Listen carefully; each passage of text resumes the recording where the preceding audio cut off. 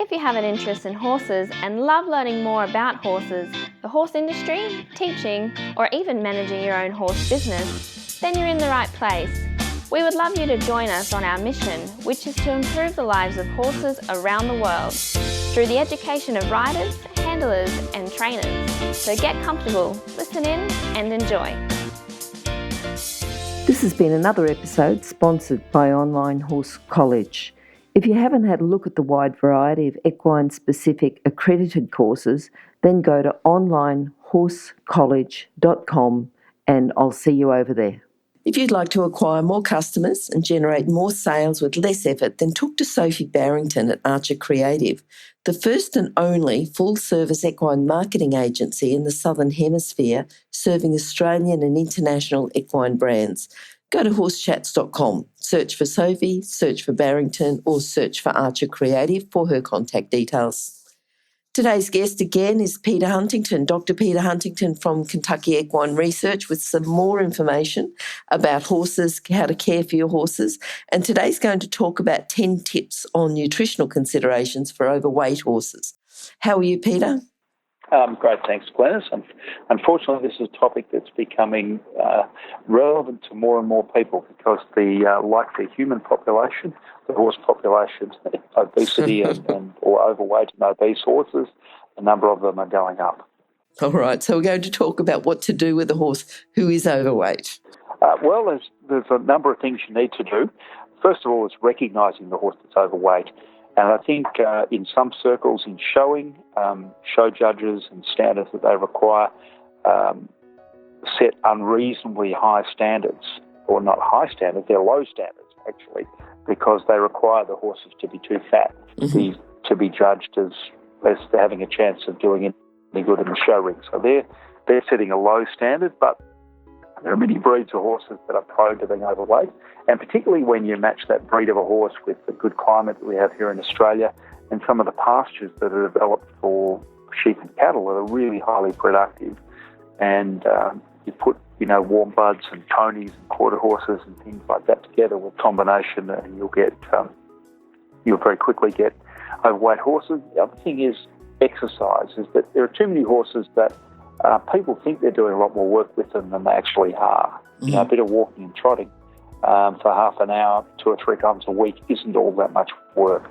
And so too many overweight horses, the saddle blanket just isn't wet enough.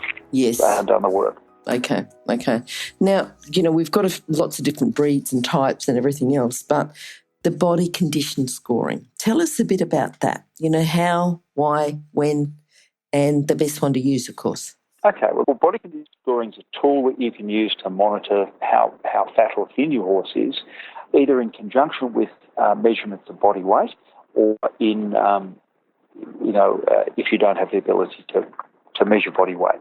So body condition scoring is putting a number to how fat or thin the horse is, and so it's a sort of semi-objective method of doing that. We're not measuring, body mass index or sort of doing some of the complicated things or doing skin folds or that sort of thing that might happen in human athletes. But it does put a number and allows you then to compare that number when you look at the horse again in a month's time, say. Sure. So, or you compare groups of horses. There's 2 different systems. There's an American system that's based on 1 to 9, or an Australian one, 0 to 5 with half scores, and I sort of developed the Australian one. And various people will, you can find pictures and descriptions of that, and it ranges from, good to, ranges from poor, very poor condition through poor, through moderate, through good, through fat and very fat. Now, when should you do it? How should you do it? You need to both look at the horse and often you need to feel the horse. If the mane is hanging down on the side you're looking at the horse, you need to pick the mane up and see whether the horse has got a U-neck or got a crest. In the overweight horses, they all have crests. Feel how thick that crest is. You need to look at, are the ribs covered? What do we have along the top line and the backbone? Have we got a gutter there and a big gutter on the rump? And stand behind the horse and, look at the shape of the rump. Is that muscle or is it fat? Many people confuse that, and, white muscle doesn't exist in horses. but there's a lot of confusion between the sort of big fat deposits. People think they're actually, it's a well-muscled horse. Mm-hmm, mm-hmm. We've talked a bit about nutritional considerations for overweight horses, but what are the problems anyway if the horse is obese? What are the problems like besides the look of the horse, but what other problems are there? Well, there's several problems that the horse may have. One is that just you're asking its joints and legs to carry extra weight, so that puts extra strain on them. Second is it's often associated with behaviour problems. The fat horse that isn't worked hard enough, behaviour is an issue associated with unfitness, harder to get the horse fit if it's in that circumstance. And then there are medical conditions. So body fat is not just inert. It actually produces some mediators of inflammation and leads to damage to cells within the horse. And then there are serious sort of medical conditions like equine metabolic syndrome that relates to insulin dysfunction and the risks of laminitis. So they're probably the key things that you've got to think about in terms of the risk to the overweight horse. Now, if the horse is being overfed and that's a contributor, then there's probably an increased risk of colic associated with that. Okay. So there are many reasons for avoiding having an overweight horse. Mm-hmm, mm-hmm. Now, we talk about nutrition, correct nutrition for just horses in general, but what about exercise? How important is exercise in the overweight horse? Well, I think exercise is really important. If you just try and sort of starve the horse so that you get a reduction in body condition, it's going to take a lot longer and be a lot less effective than it will be if you combine exercise. It's this sort of combination of calories in and calories out. So the more we can get the calories out, the more calories in we can have, but the horse can still lose some weight. So now when I'm talking exercise, there are some horses exercise themselves in the paddock, and one of the problems is many of the horses in this situation are either show horses, or they need to be locked up because people are worried they'll get in the fence or something like that, or get kicked or bitten by another horse. Or they've had laminitis already and they've got sore feet. Mm-hmm. So exercise is difficult, but exercise that raises a sweat is what's needed. Okay. Interestingly, there was a study done last year or the year before looking at swimming exercise. Now, not everybody has a place the horse can swim, but they did find that if you swim horses, you improve glucose and insulin dynamics. So you're reducing one of the risk factors for laminitis related to high levels of insulin or insulin dysfunction. Mm-hmm, mm-hmm. Now, you talked before about starving, and I'm sure that you were just joking about, you can't remember what you said, but about locking the horse up and starving. Tell us what happens if we do lock our horse up and just starve them, because they're going to lose weight if we don't feed them. What side effects can we have? What else? Yeah. Well, you've got some side effects on gut function. The horse needs a certain amount of food or fibre in the gut each day to keep that functioning normally. And you've got is it cruel to I think at times it might verge on cruelty to in fact deprive the horse of food so much that it spends 23.5 hours a day standing there and half an hour a day eating. Horses are designed to eat for long periods of the day. The second is in certain types of horses, particularly ponies, they're prone to a condition called hypolipemia, where you starve the horse and they have elevation of fatty acids in their blood, and that's damaging to their liver and it's life-threatening. So you can't just starve the horse. You can't just say, I'm going to give them nothing, because I think that's bad for their health and bad for their welfare. Okay, so say we've got the horse on restricted pasture.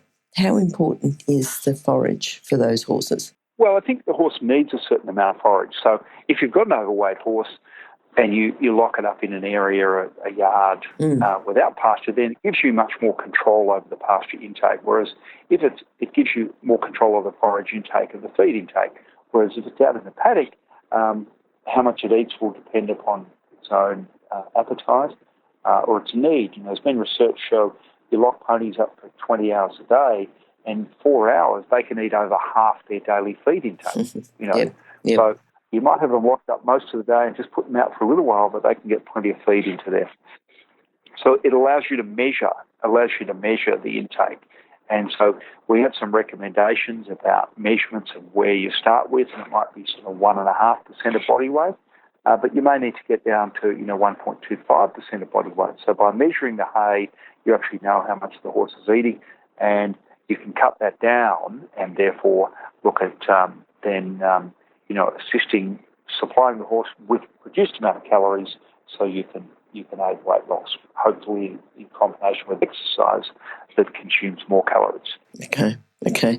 Now, say we've got a feed and we just give them, we might split a normal feed in half, so it's below the recommended requirements. How does that work? Would that work? Not work? Well, that's often a sensible response. If somebody says, my horse is overweight, well, I'm going to give it less feed. That's sensible, so we get less calories. But the feed was designed around feeds that are balanced feeds, designed around certain intakes.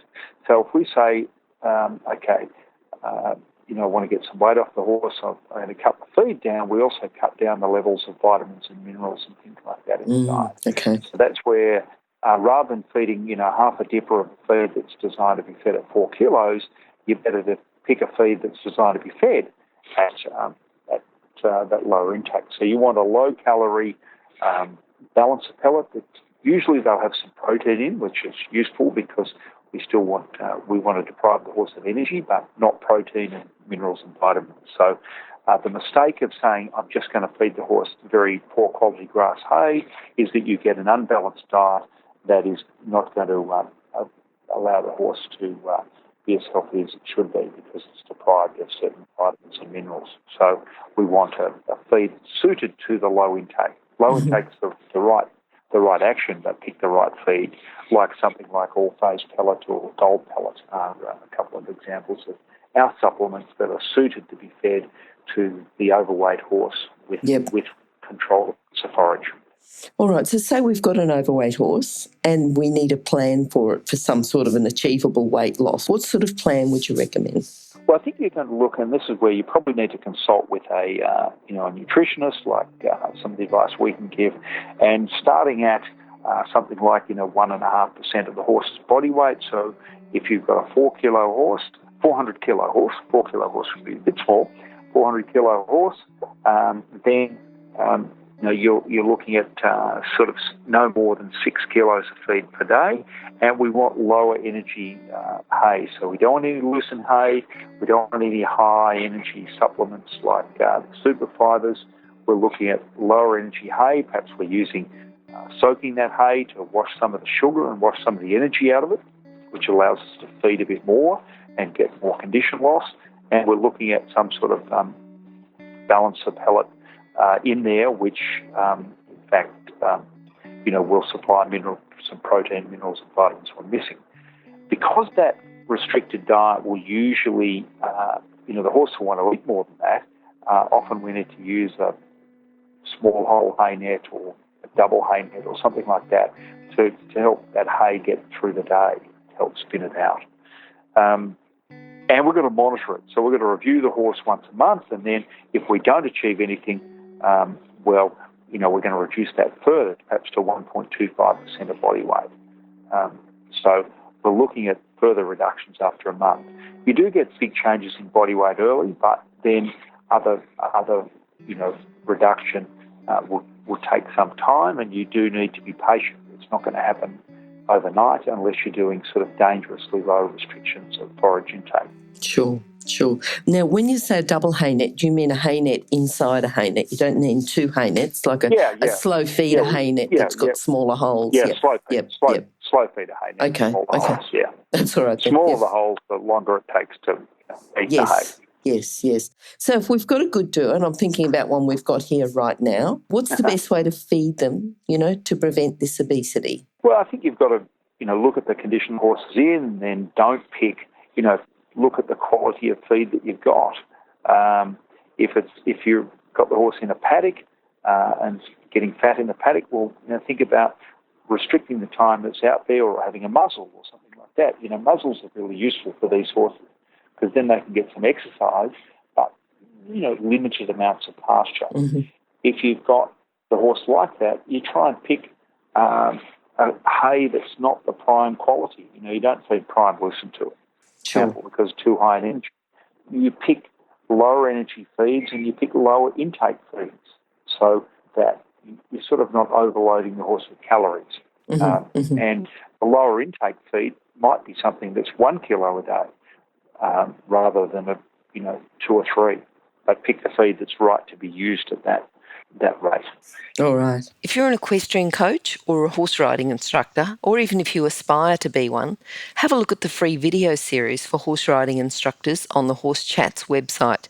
Go there now, have a look, horsechats.com. Now, of course, rather than having the overweight horse or the obese horse, prevention's better than cure. What's better? Give us some tips on selecting the correct feed or even the supplements, just to make sure that we can meet the horse's requirements, but without the extra calories. What tips have you got for us? Okay. Well, to really have a look at feed intake, recommended feed intakes, and energy. So look at energy now. A lot of feeds they'll all declare protein and fat. They may not declare energy on them. So, but if energy is declared, then looking for a lower energy feed or feeding a smaller amount. Now, if you've got something that's said the recommended feeding rate's 1 kilo, the horse isn't going to get massive amount of calories from that. But if the recommended feeding rate is 4 kilos, then you're going to get a lot. So cutting down the intake of feeds, doing as much with forage, no snacks, no treats, trying to cut out all the high energy sources. So we're things like high fat supplements. Oil is the highest energy source there is around. So, cutting down, having a low fat diet, avoiding things like sunflower seeds that we know the horse likes to eat, but has got a lot of energy in it.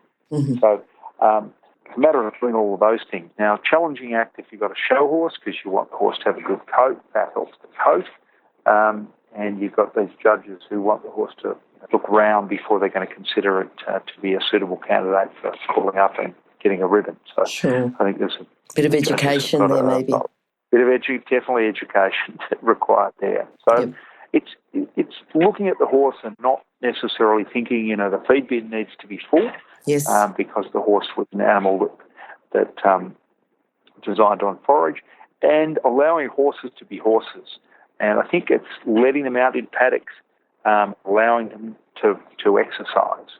All of these things are really important.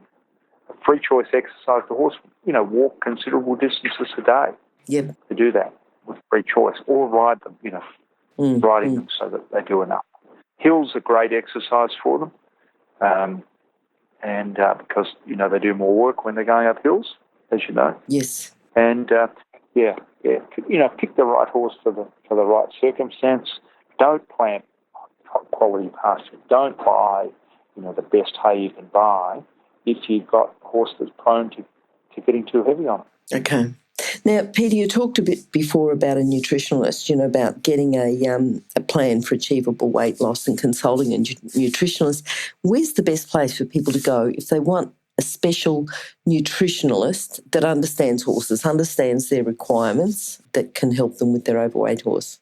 Well, I guess I'd have to say KR. We've got an advice service there. It gives good advice, and people can get in touch with us on 1-800-772-198 or through emailing advice@ker.com. If they want to read things about feeding the overweight horse, they could go to the library on our website, go to the library section, go to Equinews and search the overweight horse or the fat horse, and that'll come up with some of the problems, some of the risk factors, and some of the ways of managing these circumstances. So it's challenging. But it seems like we have more horses as we get, more, particularly we get more warm bloods, we get more ponies around, more quarter horses. We're definitely getting more overweight horses than when our population was full of thoroughbreds, because thoroughbreds are the least likely to get overweight, and the warm bloods and ponies are the most likely to. Okay. Peter, thank you again. If anyone missed those contact details, just go to horsechats.com, search for Peter Huntington at the bottom of each page. And he's done 10 pages now. So thank you, Peter, for coming back each month and having a chat to us. At the bottom of each page, you'll find all those contact details if you'd like to have a look on the KER website, and also the numbers and the newsletter. Thanks, Peter, again for coming, and hopefully we'll catch up with you again next month. Will do. Keep up the good work, Glenys, with helping educate horse owners and helping them care for their horses better. And thanks for your contribution. Bye-bye. Bye. Now, if you're still there, you probably know that I'm absolutely passionate about education within the horse industry. That's why I host this podcast. My other venture is Online Horse College. Have a look now at onlinehorsecollege.com, and I'll see you over there. Remember that our comments and instructions are general in nature and do not take into consideration your individual horses or your individual ability and circumstances. If you enjoyed this podcast, then please leave your comment below.